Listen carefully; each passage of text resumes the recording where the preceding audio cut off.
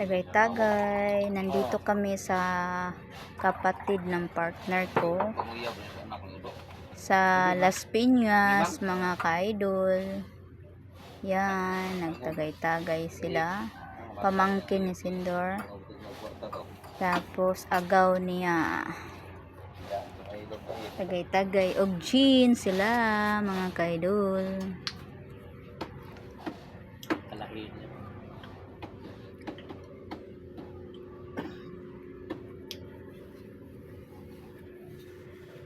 Akin yung cellphone ko, be. Biya ka na. Nag-video ko dito sa kanbe.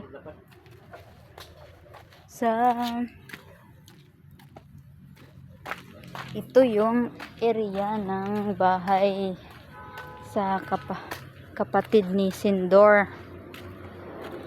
Daming mga puno-puno. Yan o, mga ka-idol. Malamig dito pag hapon, mga ka-idol.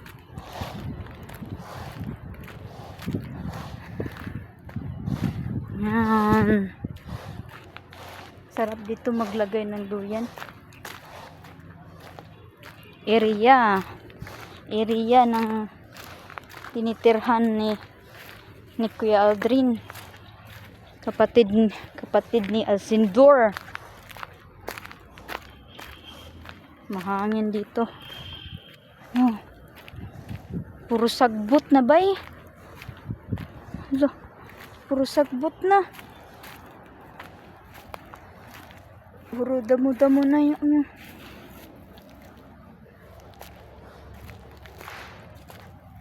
may harang na yata doon banda sa ano.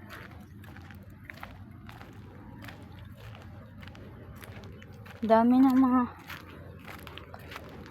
tinanim na mga kahoy-kahoy.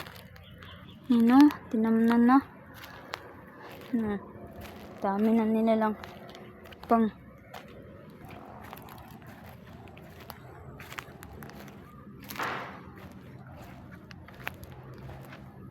sana to papunta.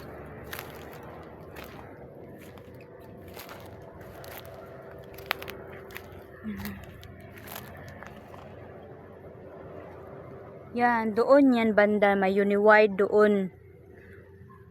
Wala pa tong mga kahoy-kahoy, wala pa tong mga puno-puno dito. Ayan o. Balik na ako, baka maligaw na ako, ka-idol. Ito, dami ng kahoy kasi tinamnan to ng kahoy para mayroon silang panggatong kapag naubusan ng gasol. Oh. May nakatambak ditong mga kahoy. Yan. May gawing pangsaing mga kanin, ulam na. Pero ganyan oh, daming mga puno. Pag namatay yan, oh, dito tambak dito.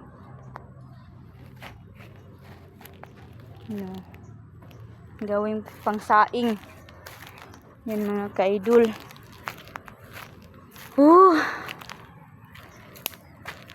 Doon no, mayroon ano doon no, may doon yung Uniwide.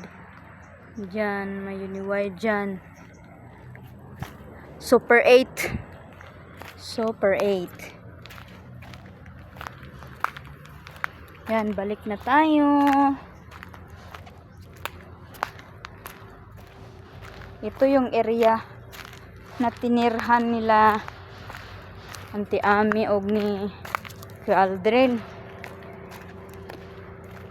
Ang lawak ng area. Kaso hindi pa sa kanila yung lupa, pero matagal na sila dito. Ang lamig ng hangin pag ganitong yung oras. Mga banda alas 3, malamig na to. May kapayas.